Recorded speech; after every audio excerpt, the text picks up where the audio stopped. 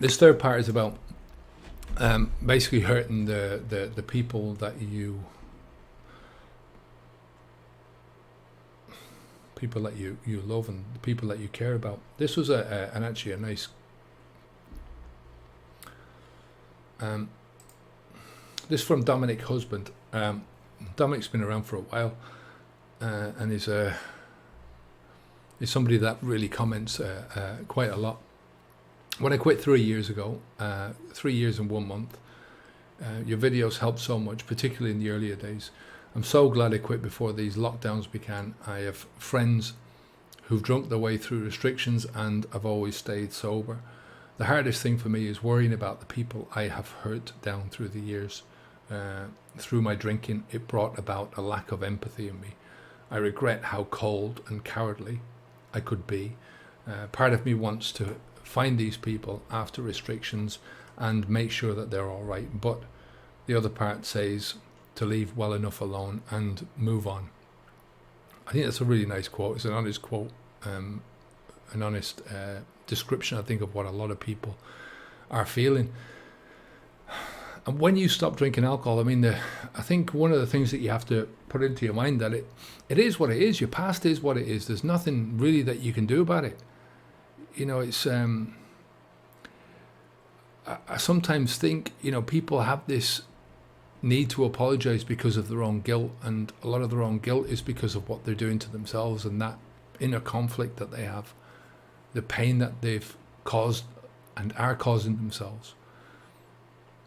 You know, and I know this because I've been through it. You know, you know you've got to make the changes happen. You know, the best way to make the changes happen is to stop doing the thing that's causing all the problems in the first place. But we try and deal with that by cutting down, using moderation as a, you know, like another hidey hole that we can hide into. We cut down a little bit, won't stop doing the thing that we need to do. We'll try and be like children still and try and fool ourselves and delude ourselves that having a little bit will work and B will last.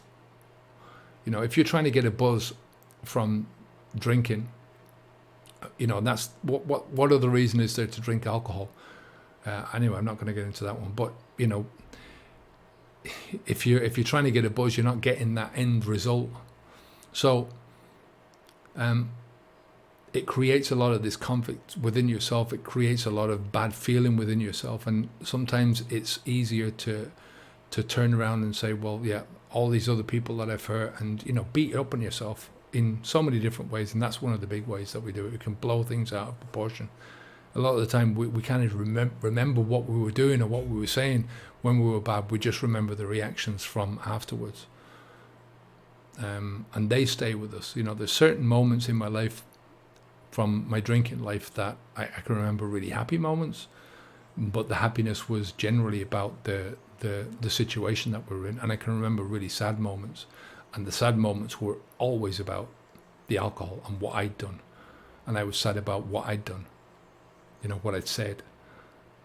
So the only way to get away from this is when you make those big changes happen in your life.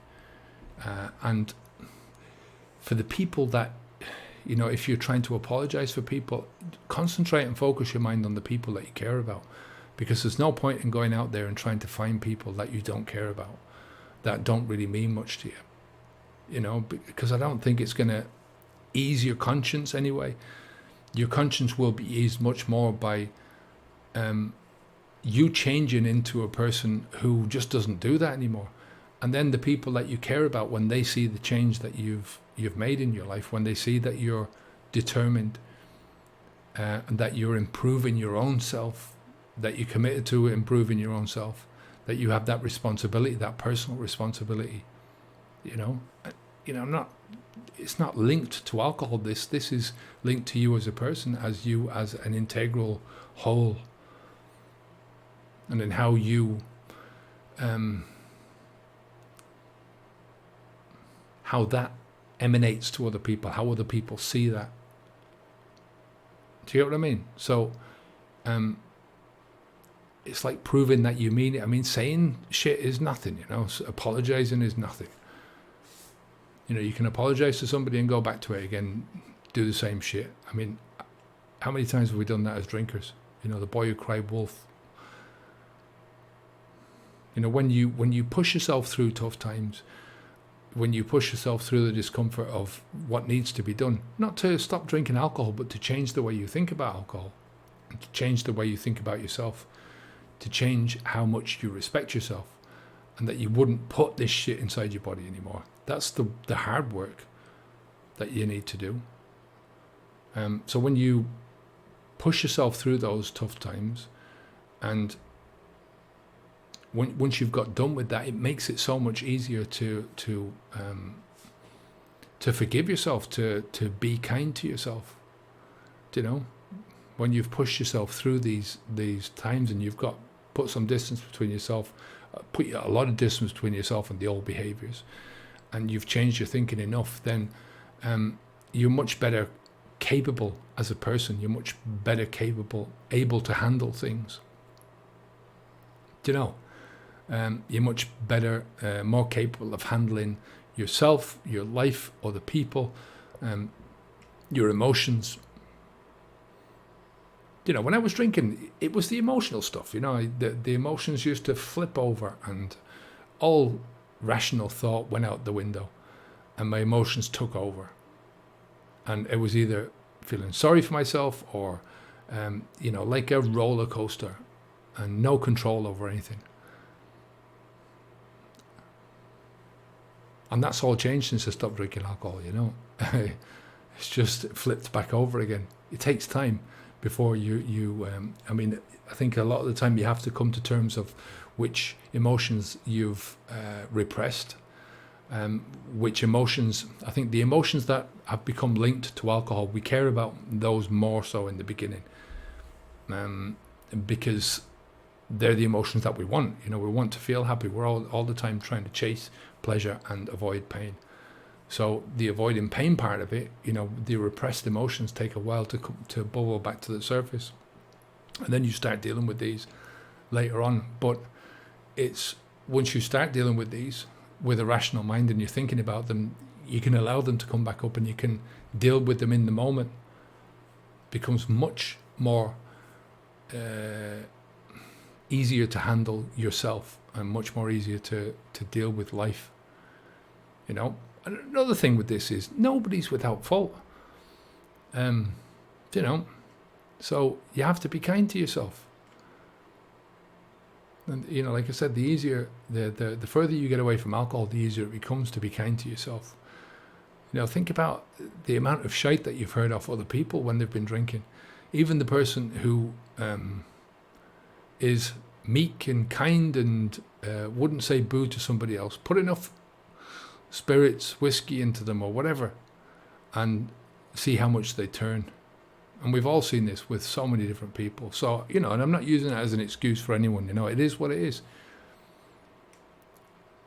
You know, when I was drinking alcohol, when I was drinking in the pubs, I was always associated with other drinkers. They were the same as me. And, you know, the stuff that went on in the pub stayed in the pub. What happened when you were drunk stayed there, you know, because everyone was in the same state. And the next day it was always, you know, oh yeah, you were drunk.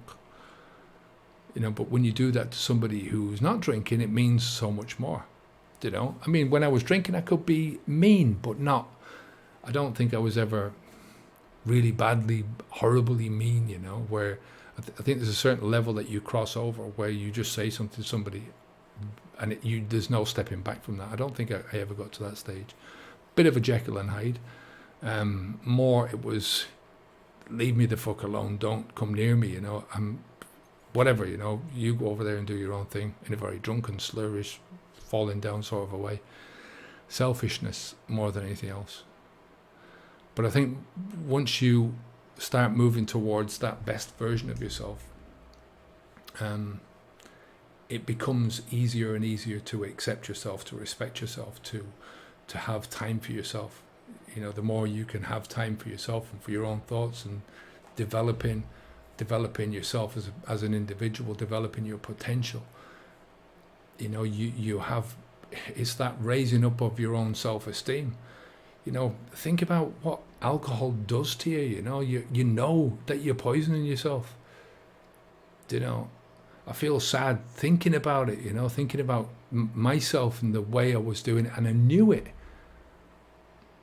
And as you're drinking, you know, towards the end of my drinking, I used to sit on my own listening to sad music because I felt that bad about myself and just about what I knew I was doing to myself. You know, I think, but the higher up you go within yourself, get away from this shit, get away from the poison, the more self-esteem you have for yourself, the more interested you become in other people, you know, and it becomes a give and take. It becomes a relationship. It becomes friendships. You know, you just begin to enjoy life. You know, when you're doing your best, you know you're doing your best for yourself. Then it's easier to help other people, right? And when you're helping other people, it makes you feel good. You know, and it's a vigorous cycle. So, all right, I'm going to finish there for today. Like I said, we're trying to hit to that 50,000 subscribers. So for my own ego, please hit the subscribe button. If you want to comment or ask questions while we're live on any of the future ones, then you click on the join below button. There's extra members videos and there's badges and there's all kinds of stuff like that. So take care of yourself, and I will speak to you again very soon. Onwards and upwards. Take care. Bye now. I'm Kevin O'Hara for habitsv2.com. We help people to stop drinking alcohol and to get to that best possible version of themselves. Take care of yourself, and I'll speak to you again soon. Onwards and upwards.